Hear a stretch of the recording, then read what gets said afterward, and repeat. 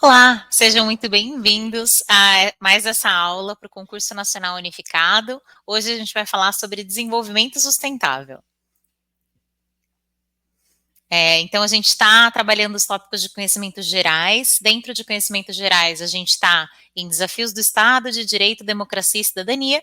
A gente vai começar pelo desenvolvimento sustentável, depois a gente vai falar um pouco sobre meio ambiente e depois mudanças climáticas. Então, vamos lá para a aula de hoje. O que eu tenho para conversar com vocês hoje? A gente está encerrando aí, chegando ao final dos nossos estudos para o CNU, e é importante que vocês levem para a prova o conceito de desenvolvimento sustentável.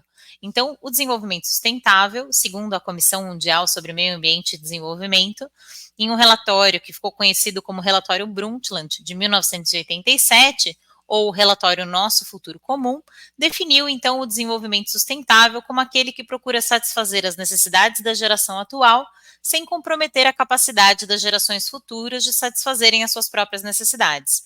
Então, esse conceito de desenvolvimento sustentável, ele ficou inclusive conhecido e foi incorporado aos normativos nacionais. Então, é muito importante que você leve esse conceito de desenvolvimento sustentável para a prova. A gente vai conversar um pouco sobre o histórico das pactuações internacionais que levaram a esse conceito. Então, ele não surgiu, do nada. A gente tem uma primeira conferência que tratou o tema do desenvolvimento sustentável no âmbito internacional em 1972. Nessa conferência, essa é a conferência na qual foi criado o Programa Nacional das Nações Unidas para o Meio Ambiente. Então, essa conferência é muito importante porque, primeiro, ela foi a primeira, mas, naquele momento, a discussão internacional era uma discussão que estava dividida entre alguns países que entendiam que o meio ambiente era uma fonte inesgotável de recursos e que as ações de aproveitamento da natureza seriam infinitas. Então, é importante dizer que a gente não tinha essa concepção, que a gente tem em 1987 no relatório Brundtland, nessa primeira conferência de Estocolmo. Mas ainda assim ela é importante, porque ela é a primeira em que é tratado esse tema dessa dicotomia entre a preservação ambiental e o crescimento econômico. Então, acho que é bem importante que vocês levem isso.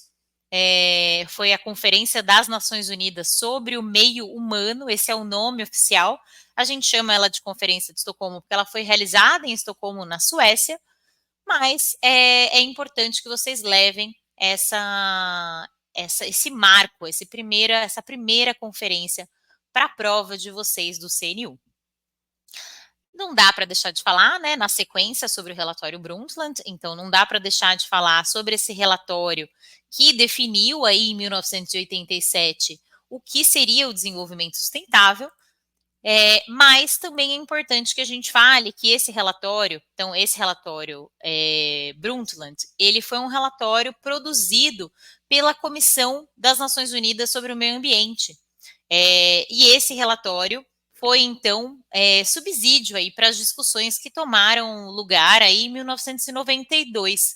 E aí a gente chega na principal conferência das Nações Unidas sobre o tema de desenvolvimento sustentável, porque diferentemente lá do que tinha acontecido em Estocolmo, de ter havido ali uma discussão entre países em desenvolvimento e países menos desenvolvidos, aquela discussão sobre se os recursos ambientais eram inesgotáveis ou se era importante a gente tomar aquele cuidado com os recursos, porque eles sim tinham aí eram esgotáveis.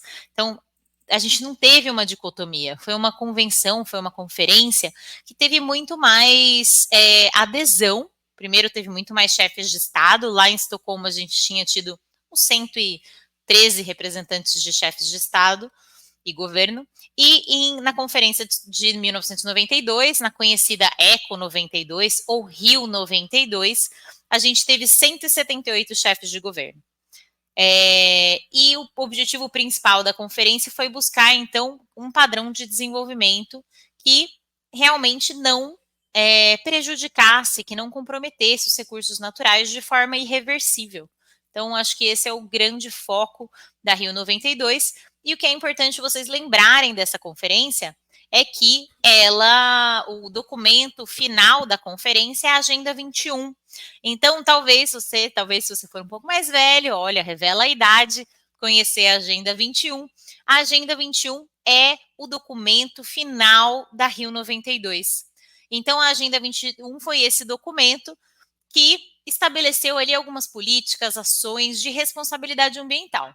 Então, as nações se comprometeram a mudar os seus padrões de consumo, principalmente em relação aos combustíveis fósseis, a proteger os recursos naturais, a desenvolver tecnologias que fossem capazes aí de reforçar a gestão ambiental, a direcionar as suas atividades de forma que elas promovam o crescimento sem comprometer o meio ambiente, sem comprometer a preservação ambiental, sem comprometer, sem causar danos ao meio ambiente que não pudessem ser revertidos.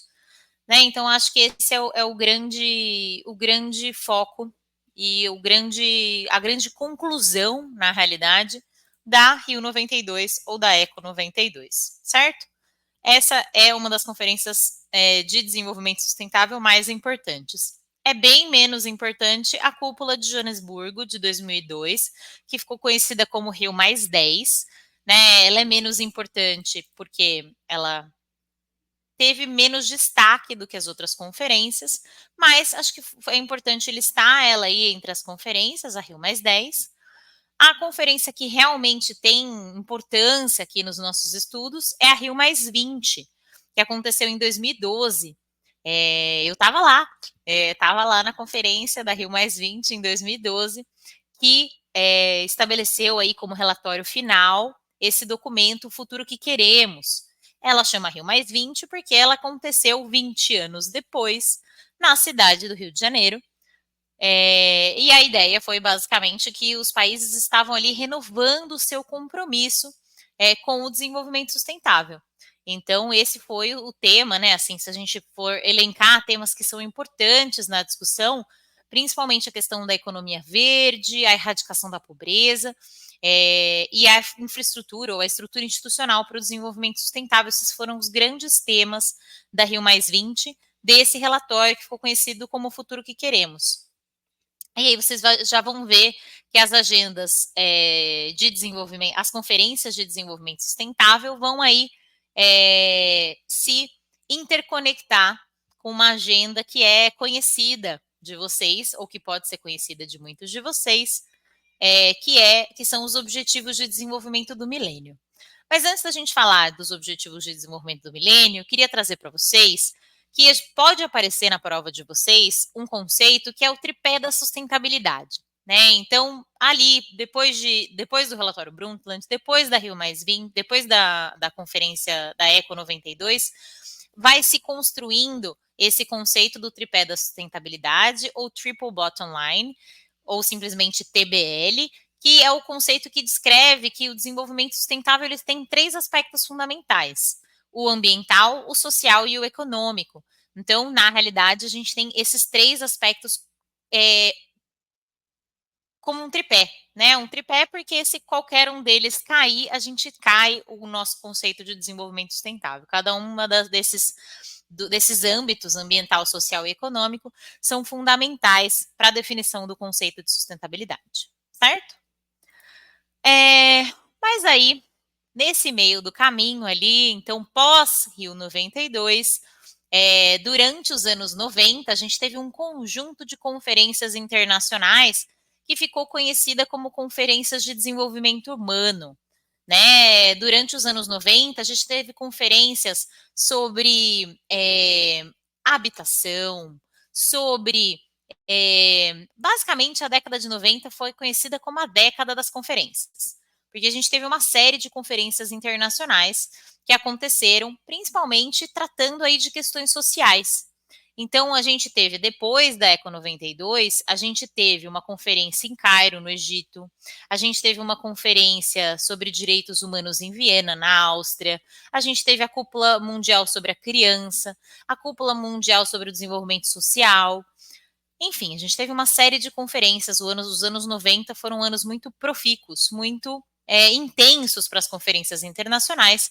E depois dessa década de 90, nos anos 2000, a gente teve a pactuação dos nossos primeiros quadradinhos coloridos, né? Os Objetivos de Desenvolvimento do Milênio. Os Objetivos de Desenvolvimento do Milênio foram a primeira vez em que os países, de fato, pactuaram objetivos comuns, um conjunto de objetivos de desenvolvimento que fossem seguidos pelos países. Então, foi lá, eles entenderam que era uma boa estratégia que a gente pactuasse, né, objetivos, e naquele momento eram 8 objetivos com 21 metas. Esses objetivos, por conta desse histórico de pactuação internacional, têm um contexto mais para o social. Então, se vocês olharem aí na tela, vocês vão ver que os Objetivos de Desenvolvimento do Milênio, ou os ODMs, tratam de temas como acabar com a fome e a miséria, a garantia da educação de qualidade, a igualdade entre os sexos, a redução da mortalidade infantil, melhorar a saúde das gestantes, combater a AIDS, a malária e outras doenças, mas também a qualidade de vida e o respeito ao meio ambiente, além desse compromisso aí de que todos estejam engajados, trabalhando pelo desenvolvimento. Então, esses são os Objetivos de Desenvolvimento do Milênio pactuados no âmbito das Nações Unidas nos anos 2000, e os países tinham aí 15 anos, até o ano de 2015, para cumprir esses Objetivos de Desenvolvimento do Milênio. Eu vou pular aqui estrategicamente os Objetivos de Desenvolvimento Sustentável, para que a gente possa falar da diferença entre os Objetivos de Desenvolvimento do Milênio e os Objetivos de Desenvolvimento Sustentável. O que eu quero contar para vocês? Entre os Objetivos de Desenvolvimento do Milênio, a gente tinha 8 objetivos, 21 metas, e a gente não teve nenhum tipo de negociação internacional com a sociedade civil. A gente teve ali um conjunto de países e um conjunto de especialistas que decidiram, a portas fechadas, quais eram as prioridades no âmbito global do ponto de vista do desenvolvimento. A gente tem um claro foco na questão social por conta daquele tema que eu falei para vocês, as conferências dos anos 90, e o foco principal são os países em desenvolvimento, principalmente os mais pobres. Quando a gente fala da pactuação internacional, então, eles foram pactuados nos anos 2000 para serem cumpridos até o ano de 2015. Quando a gente chegou lá na Rio +20, em 2012, a gente já estava preocupado com, nossa, qual vai ser a próxima agenda internacional? E a gente teve já, desde ali, do caldo ali da conferência da Rio +20, em 2012, a gente já teve um processo de discussão com a sociedade civil sobre quais deveriam ser os novos objetivos internacionais de desenvolvimento. Então, os ODS não é à toa, né, que a gente sai aí de 8 objetivos para 17, que a gente sai de 21 metas para 169 metas. Porque quando a gente tem um processo de consulta à sociedade civil e processo de negociação entre os países, claramente a gente vai ter um número maior de compromissos. Então, a gente tem a pactuação com consulta à sociedade civil, diversos atores, interesses, perspectivas, e aí a gente vai ter uma agenda que é mais ampla e que vai levar em consideração aquele conceito que eu falei para vocês do tripé da sustentabilidade. Então, ele vai considerar uma abrangência mais ampla. Ele vai considerar que a gente tem que ter crescimento econômico, mas que esse crescimento econômico tem que ser acompanhado de inclusão social e proteção do meio ambiente. E a diferença é que se os ODMs eram mais focados nos países em desenvolvimento, principalmente aqueles mais pobres, quando a gente fala dos Objetivos de Desenvolvimento Sustentável, o foco são todos os países. Ou seja, mesmo aqueles países que estão bem na fita em relação a determinados temas, têm o que fazer para avançar em relação a outros temas, ou em relação aos mesmos temas. Então, mesmo países que têm uma boa situação de igualdade de gênero, uma diferença salarial entre homens e mulheres menos significativa, ainda assim podem buscar uma igualdade de salários entre homens e mulheres, por exemplo. Então, acho que é isso que essas são as principais diferenças entre os Objetivos de Desenvolvimento Sustentável e os Objetivos de Desenvolvimento do Milênio que foram pactuados nos anos 2000. Então, a gente tem, então, esses segundos quadradinhos coloridos, né? Então, os Objetivos de Desenvolvimento do Milênio foram aqueles 8 quadradinhos pactuados nos anos 2000. Nos anos de 2015, a gente teve a pactuação dos Objetivos de Desenvolvimento Sustentável, que são esses 17 quadradinhos coloridos com 169 metas, que são entendidos pela ONU como indivisíveis. Então, para a Organização das Nações Unidas, não é possível cumprir uma agenda internacional sem levar em cumprir um dos objetivos de desenvolvimento sustentável, sem avançar no cumprimento dos demais objetivos. Então, não adianta a gente avançar na proteção do meio ambiente deixando de lado o trabalho decente. Não adianta eu avançar na inclusão econômica, na inclusão social, se eu deixar de lado a questão da igualdade de gênero. Então, todas as questões, por mais que seja desafiador, devem ser atacadas de forma conjunta, até porque para a ONU existem relações positivas entre os objetivos de desenvolvimento sustentável. Se eu aumento, por exemplo, o nível de escolaridade da minha população, com certeza o nível de empregabilidade dessa população vai ser maior. Então, existem convergências positivas. E a gente tem também, além dos 17 objetivos, a gente tem o que a gente chama de 5 Ps. Os 5 Ps são os 5 princípios da Agenda 2030. Então, eu também gostaria que vocês levassem para a prova essa ideia de que eu tenho um conjunto de princípios que une a Agenda 2030. Eu tenho que a Agenda 2030 está focada nas pessoas, então eu quero erradicar a pobreza e a fome, garantir a dignidade e a igualdade humana. Eu quero focar no planeta, porque eu quero proteger os recursos naturais, o clima do nosso planeta para as próximas gerações. Eu tenho a questão das parcerias, eu tenho a questão da paz e a questão da prosperidade. Então, esse conjunto de palavras que começam com P são os 5 princípios da Agenda 2030. Eu gostaria que vocês levassem isso para a prova também. E aí? Bom, mas a gente teve uma grande pactuação internacional, que a gente chama de Agenda 2030, e muitos de vocês já devem ter escutado Agenda 2030, Objetivos de Desenvolvimento Sustentável, já devem ter se perguntado, mas é a mesma coisa, ODS e Agenda 2030? Não. A Agenda 2030 é um documento maior, que inclui outras diretrizes e que dentro dela estão contidos os Objetivos de Desenvolvimento Sustentável. E a gente teve, então, essa pactuação internacional que resultou aí nessa Agenda 2030, com os 17 Objetivos de Desenvolvimento Sustentável, só que a gente precisa pegar essas metas e fazer uma leitura para a realidade nacional. Não necessariamente todas as metas globais fazem sentido para a realidade do Brasil. Então, esse processo de pegar aquilo que foi pactuado internacionalmente e traduzir para a realidade nacional, a gente chama de internalização. E aí, o Brasil estabeleceu uma governança nacional por meio da criação de uma comissão nacional para os Objetivos de Desenvolvimento Sustentável. A gente teve o IPEA, que é o Instituto de Pesquisas Econômicas e Aplicadas, fazendo um processo de adequação das metas com a nacionalização dessas metas. E a gente teve o Instituto Brasileiro de Geografia e Estatística definindo quais eram os indicadores que a gente tinha disponíveis para fazer o monitoramento dessas metas. Então, esse processo de internalização, em muitos lugares, foi seguido de um processo de localização ou de interiorização, que é essa leitura do nacional para o global. Não necessariamente o que serve para o município de São Paulo, por exemplo, serve para o Distrito Federal. Não necessariamente o que serve para o Distrito Federal serve para um município do interior de Minas Gerais, porque a gente tem realidades muito distintas no Brasil.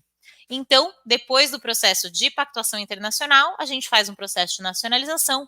Depois da nacionalização, muitas localidades fazem um processo de leitura dos Objetivos de Desenvolvimento Sustentável para a realidade local, disseminando aí a Agenda 2030. Então, para implementar os Objetivos de Desenvolvimento Sustentável, a gente precisa passar por um processo de sensibilização dos atores, de implantação de uma governança desse tema em cada um dos locais, para adequar essas metas globais e definir indicadores que façam sentido para cada localidade.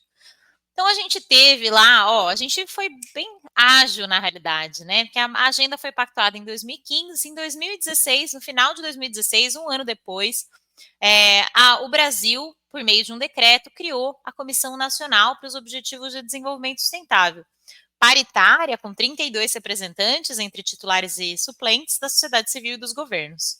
Então, enxuta, né? 16 representantes da sociedade civil e 16 representantes do governo.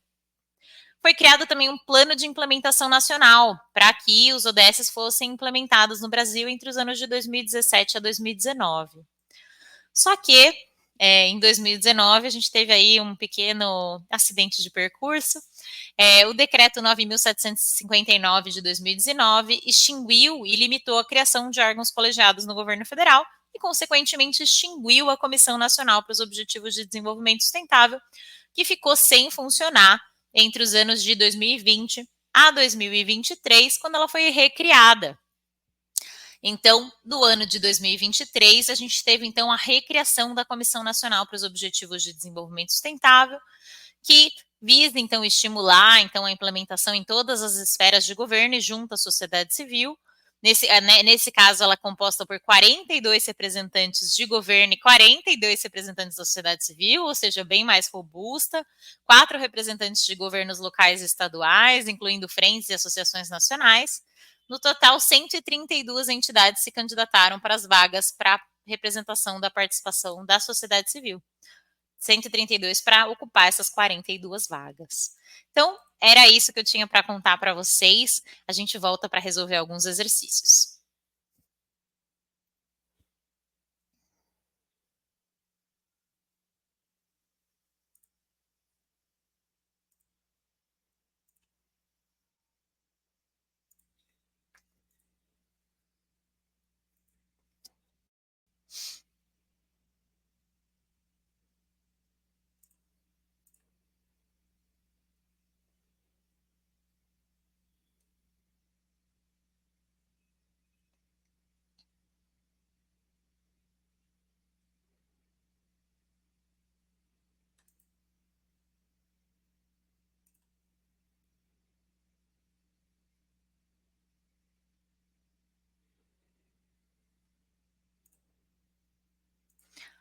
Vamos lá, meu nome é Gabriela Chabu, nós estamos na segunda aula desse bloco, esse bloco em que a gente vai tratar sobre desenvolvimento sustentável, meio ambiente e mudanças climáticas.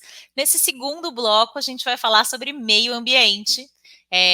Esse tema é muito rico, a gente tem muitos subtemas para tratar no âmbito da Política Nacional do Meio Ambiente e diversas outras políticas, mas vamos tentar dar uma cobertura aí boa para os temas para que vocês possam ir bem preparados para a prova. Então, não dá para não começar pela Política Nacional do Meio Ambiente, uma lei federal de 1981 que vocês precisam ler para a prova. Ainda dá tempo, gente, se vocês não leram essa lei, clica aí no slide, abre aí a página dessa lei e ela vai dispor sobre a Política Nacional do Meio Ambiente, seus fins e mecanismos de formulação e aplicação e dar outras providências.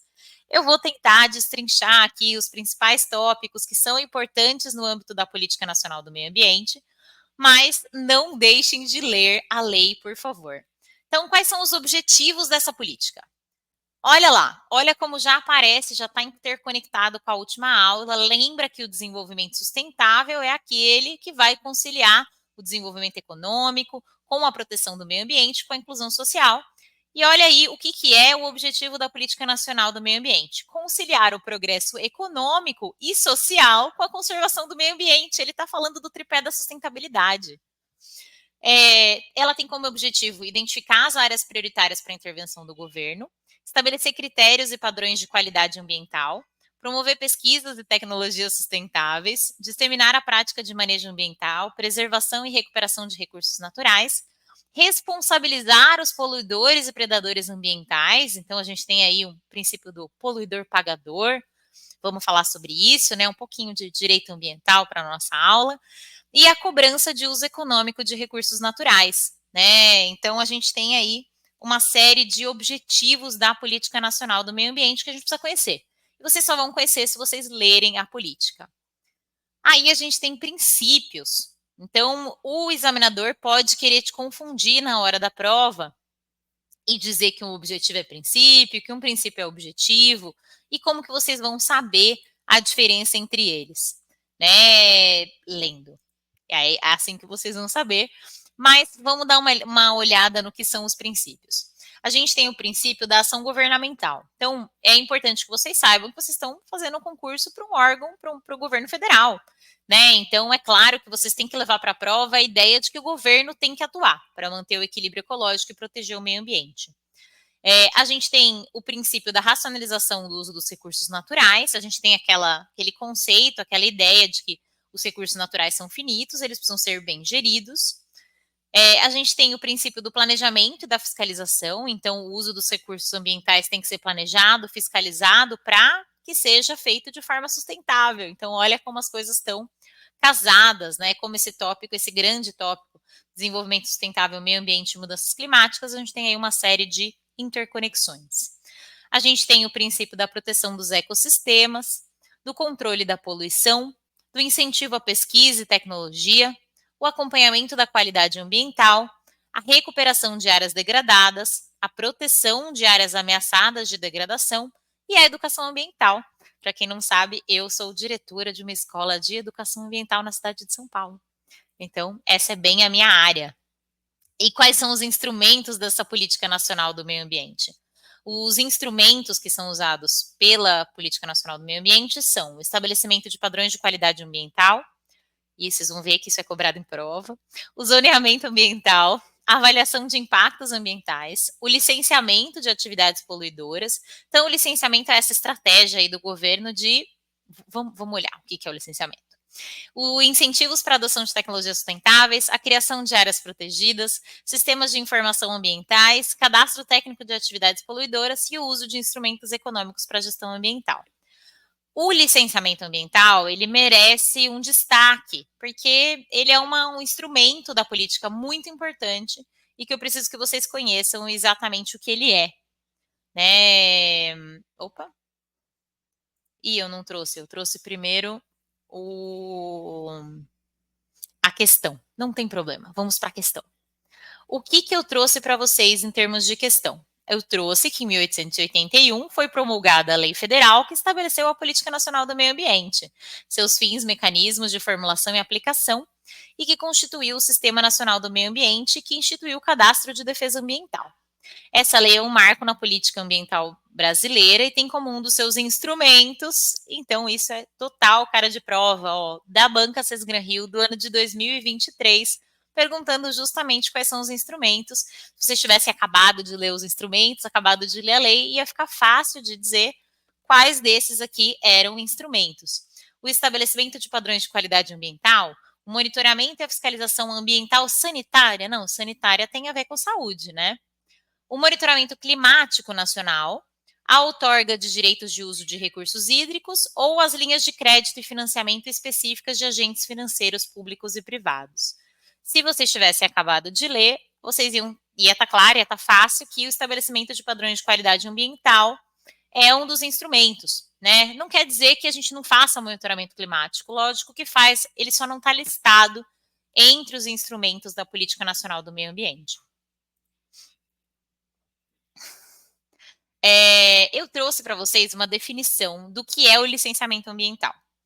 Por quê? Porque esse é um instrumento muito importante, né, da Política Nacional de Meio Ambiente. O licenciamento ambiental ele é um processo administrativo executado por órgãos ambientais em todas as esferas, que vai, então, autorizar, vai conceder o licenciamento para instalação, ampliação, modificação e operação de empreendimentos e atividades que utilizam recursos naturais ambientais.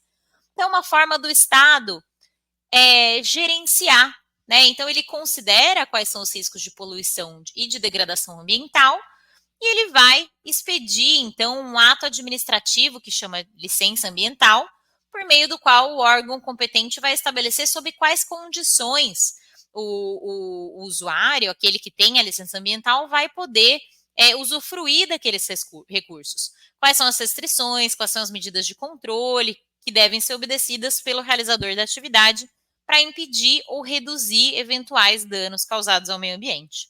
Então, basicamente, esse é o licenciamento ambiental.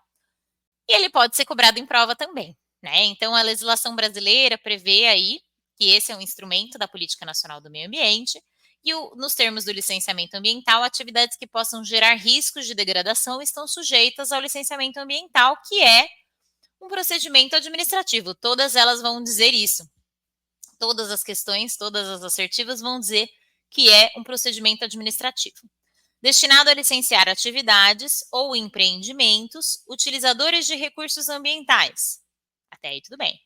Efetiva ou potencialmente poluidores ou capazes, sob qualquer forma, de causar degradação ambiental, sendo admitido autolicenciamento em todos os casos? Esquisito, né? Acho que não. Acho que não tem autolicenciamento em todos os casos.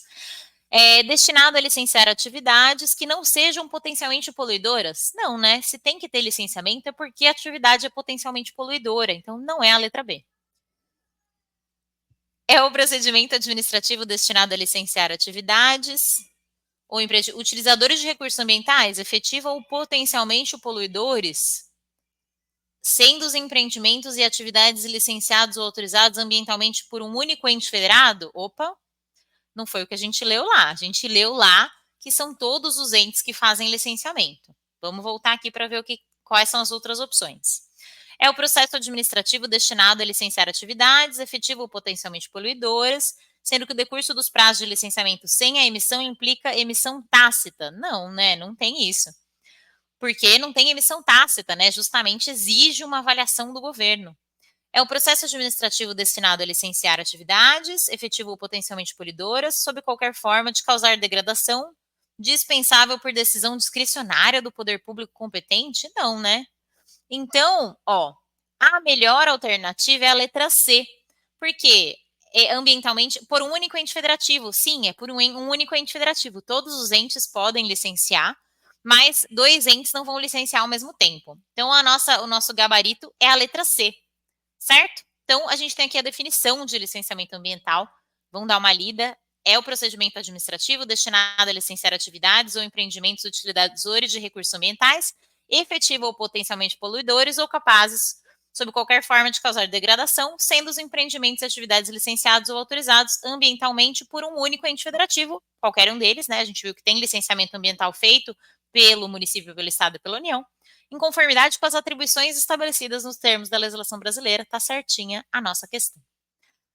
Além disso, a gente tem que levar para a prova que a Política Nacional do Meio Ambiente vai estabelecer o Sistema Nacional do Meio Ambiente, o SISNAMA.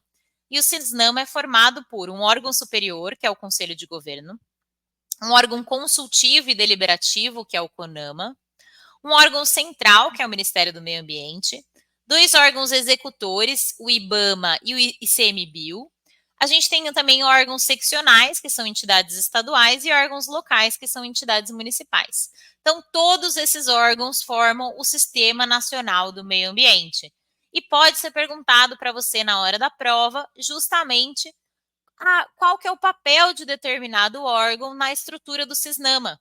Então, a gente tem essa questão do ano passado, 2023, a Política Nacional do Meio Ambiente tem por objetivo a preservação, a melhoria e a recuperação da qualidade ambiental propícia à vida, visando assegurar no país condições ao desenvolvimento socioeconômico, aos interesses da segurança nacional e a proteção da dignidade da vida humana. Essa política foi estabelecida pela Lei 6938 de 1981, que estruturou o SISNAMA. Nessa estrutura, coube ao Instituto Brasileiro de Meio Ambiente e dos Recursos Naturais Renováveis, IBAMA, o papel de órgão. Se vocês tivessem acabado de olhar a nossa tabelinha, vocês saberiam que ele é um órgão executor da política do meio ambiente. Então, o nosso gabarito é a letra D. Mas é importante que vocês saibam qual que é a função dos outros órgãos no âmbito desse sistema. A gente vou trazer algumas leis, algumas políticas e algumas questões para a gente ver como elas podem ser cobradas, porque são muitas as políticas que têm relação com o meio ambiente, e todas elas poderiam ser cobradas na prova de vocês. Então, a gente tem uma Política Nacional de Recursos Hídricos. Essa Lei 9.433, de 1997, ela ficou conhecida como Lei das Águas, e ela vai determinar aí o processo de gestão dos recursos hídricos no Brasil. A gente tem a Política Nacional dos Recursos Hídricos e o Sistema Nacional de Gerenciamento dos Recursos Hídricos. E o objetivo dessa política é definir como o Estado vai gerir esses recursos, e ela vai se fundamentar em alguns princípios que eu acho que você tem que levar para a prova, que é que a água é um bem público, limitada e dotada de valor econômico, e que em casos de escassez, seu uso prioritário é para consumo humano e dessedentação de animais, certo? Então, exceção, deu até vontade de beber água. E eu trouxe uma questão sobre a Política Nacional de Recursos Hídricos, que diz que o Brasil é considerado um país privilegiado por seus recursos hídricos e que assegurar a atual e as futuras gerações o desenvolvimento sustentável. A necessária disponibilidade de água em padrões de qualidade adequados é obrigação de todos. Nesse sentido, o governo federal promulgou em 97 essa lei que instituiu a Política Nacional de Recursos Hídricos. Entre outros aspectos, essa lei estabelece que a água é um bem de domínio público, portanto, não pode ser dotada de valor econômico? Não, né, gente? Ao contrário, a gente acabou de ler que um dos princípios é de que sim, ela é dotada de valor econômico. Que a extração de água de aquífero subterrâneo para consumo final ou para insumo do processo não é objeto de outorga pelo poder público? Bom, pode ser que seja, não falamos sobre isso. Que a bacia hidrográfica é a unidade territorial para a implementação da Política Nacional de Recursos Hídricos? Poderia ser. Que a gestão de recursos hídricos deve ser centralizada no governo federal? Não parece, né? Assim, vamos dar uma olhada nas outras. Uso prioritário dos recursos hídricos em situações de escassez é para geração elétrica? Não, não é para geração hidrelétrica, é para o consumo humano. Então, vamos retomar as assertivas só para ver se a gente consegue ir por eliminação. Não é ela pode ser dotada de valor econômico, então não é a letra A. A gestão dos recursos hídricos, ela é uma tarefa compartilhada entre os órgãos federados, então não é a letra D.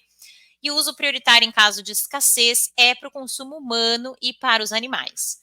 Então, a gente fica aí entre a letra B e a letra C. E agora vocês vão ter que acreditar em mim que a letra correta é a letra C, que a bacia hidrográfica é a unidade territorial para a implementação da Política Nacional de Recursos Hídricos. Então, é assim que a gente organiza a Política Nacional de Recursos Hídricos a partir das bacias hidrográficas, que são várias no país. Bom, aí a gente vem aí para a minha praia, Política Nacional de Educação Ambiental. A educação ambiental compreende os processos por meio dos quais o indivíduo e a coletividade constroem valores sociais, conhecimentos, habilidades, atitudes e competências voltadas para a conservação do meio ambiente, bem de uso comum do povo, essencial à sadia qualidade de vida e à sustentabilidade. Então, é importante trazer que a Política Nacional de Educação Ambiental, ela vai dizer que a educação ambiental ela tem que ser permanente e que ela tem que ser deve estar presente de forma articulada em todos os níveis e modalidades do processo educativo em caráter formal e não formal. Então, ela tem que estar presente em todos os níveis da educação. E é isso que eu queria trazer para vocês em termos de conteúdo sobre a Política Nacional de Educação Ambiental. E eu queria mostrar para vocês aqui um pouco mais sobre o que fala essa lei, né? Então, vamos dar uma lida nessa questão. A Política Nacional de Educação Ambiental, Lei 9.795 de 1999. Vamos dar uma lida nessa questão. O que a gente tem? A educação ambiental é uma abordagem interdisciplinar que desempenha um papel fundamental na conscientização e no engajamento das pessoas em questões ambientais. Nesse contexto, qual é uma das principais metas da educação ambiental? Promover o consumo insustentável dos recursos naturais? Não, né, pessoal? O objetivo é promover o uso sustentável dos recursos naturais, não o uso insustentável, por favor. Não. Eu tô falando como se fosse óbvio, mas na hora de ler, né, a hora que você está nervoso, que você lê rápido, pode passar batido. Minimizar a conservação ambiental? Não, a gente quer maximizar. Desenvolver uma compreensão crítica das relações entre sociedade e natureza? Poderia ser essa. Negligenciar os impactos das atividades humanas no meio ambiente? Não, né? A gente quer dar atenção aos impactos, minimizar. E limitar-se a questões ambientais específicas de uma região? Não, a gente quer desenvolver um trabalho que envolva aí as questões de cunho nacional. Então, a gente tem como gabarito dessa questão a letra C, desenvolver uma compreensão crítica das relações entre sociedade e natureza. Eu trouxe também a Política Nacional de Biodiversidade, que foi instituída aí por um decreto em 2002, e ela tem como objetivo a promoção de forma integrada da conservação da biodiversidade e da utilização sustentável dos seus componentes, com a repartição justa e equitativa dos benefícios derivados da utilização dos recursos genéticos, de componentes do patrimônio genético e dos conhecimentos tradicionais associados a esses recursos. E aí a gente tem que foi criada para cumprir os compromissos do Brasil com a Convenção sobre Diversidade Biológica. Então, a gente primeiro assinou um tratado internacional que estabelece esses princípios. Então, ele foi o primeiro tratado internacional a abordar questões de propriedade intelectual e distribuição justa de benefícios relacionados à biodiversidade. E a gente vai, então, para a nossa questão sobre a Política Nacional de Biodiversidade, instituída aí por esse decreto. O que a gente tem sobre ela? A Política Nacional de Biodiversidade, instituída por esse decreto, deriva de uma adequação à realidade e à legislação brasileira da Convenção sobre a Diversidade Biológica, que foi assinada pelo Brasil durante a Conferência das Nações Unidas sobre Meio Ambiente em 1992. Então, ela foi um dos documentos assinados, né, pelo Brasil em 1992. A diversidade biológica é valorizada e respeitada. Então, uma das assertivas. Primeira assertiva, letra A. A diversidade biológica é valorizada e respeitada de acordo com seu potencial para o uso humano. Será que é essa? Poderia ser. A participação do setor privado na estratégia de conservação da biodiversidade deve ser evitada? Não, ela é fundamental. Temos todos que promover a preservação da biodiversidade. Estou em dúvida ali na letra A, vamos voltar para ela daqui a pouco. As nações têm o direito soberano de explorar seus próprios recursos biológicos segundo suas políticas de meio ambiente e desenvolvimento. Essa aí tem uma cara muito boa. Os instrumentos econômicos e legais devem ser desenvolvidos para aumentar as pressões antrópicas sobre a biodiversidade. Talvez vocês não saibam, mas uma pressão antrópica é a pressão que é exercida pelo homem. E não, né? A gente quer reduzir as pressões. Os fundos de financiamento existentes para a gestão da biodiversidade devem ser extintos. Não, a gente deve criar novos fundos, angariar mais recursos para lidar com essa questão. A letra A fala que a diversidade biológica é valorizada e respeitada de acordo com seu potencial para uso humano. Acho que a diversidade biológica não necessariamente é valorizada e respeitada, e acho que a abordagem, né, não deve ser de acordo com só apenas do potencial para o uso humano. A gente tem que respeitar a biodiversidade por conta da própria biodiversidade. Então, nesse sentido, a gente excluiria a letra A e a gente ficaria com o nosso gabarito letra C, de que as nações têm o direito soberano de explorar os seus recursos biológicos. Gente, está acabando, tá? Porque eu queria trazer muitas informações para vocês e dar uma pincelada nas diversas políticas que a gente tem. Eu trouxe a Política Nacional de Resíduos Sólidos, que vai prever a prevenção e a redução na geração de resíduos, e a prática de hábitos de consumo sustentável, e ela vai instituir a responsabilidade compartilhada dos geradores de resíduos, fabricantes, importadores, distribuidores, comerciantes, cidadãos e titulares de serviços de manejo de resíduos sólidos urbanos na logística reversa dos resíduos e embalagens no pós-consumo. Certo?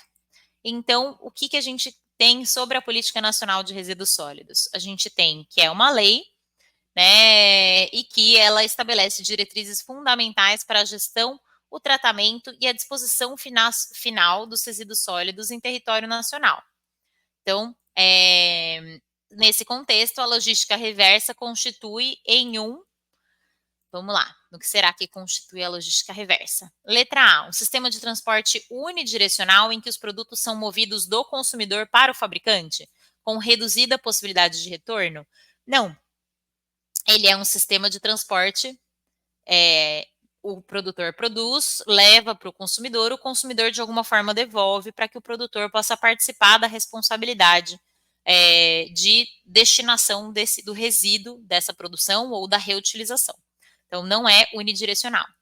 Um processo isolado e independente do fluxo normal de suprimentos e distribuição sem conexão com as operações principais de uma empresa, focado exclusivamente no meio ambiente? Não, a gente tem uma importância econômica na questão da logística reversa, uma importância, claramente não é um processo isolado. Letra C, processo de enviar produtos de volta ao fornecedor o mais rápido possível, desconsiderando a reciclagem ou a reutilização? Não, né? A fim de reduzir os custos de transporte, o que contribui para a diminuição de emissões de gás carbônico? Não. Não é um processo de enviar de volta o mais rápido possível, a gente considera, sim, a reciclagem e a reutilização. Letra D, instrumento de desenvolvimento econômico e social que se caracteriza por um conjunto de ações, procedimentos e meios com o objetivo de viabilizar a coleta e a restituição dos resíduos sólidos ao setor empresarial, para reaproveitamento em seu ciclo em outros ciclos produtivos ou para outra destinação final ambientalmente adequada, perfeita. Nosso gabarito é a letra D. A letra E fala que é um conjunto de mecanismos e procedimentos que garantam à sociedade informações e participação nos processos de formulação, implementação e avaliação das políticas públicas relacionadas aos resíduos sólidos. É importantíssimo que a população participe, mas isso não é logística reversa, né? Isso é participação da sociedade. Gente, era isso que eu tinha para trazer para vocês hoje sobre o meio ambiente. A gente volta daqui a pouco para falar sobre mudanças climáticas.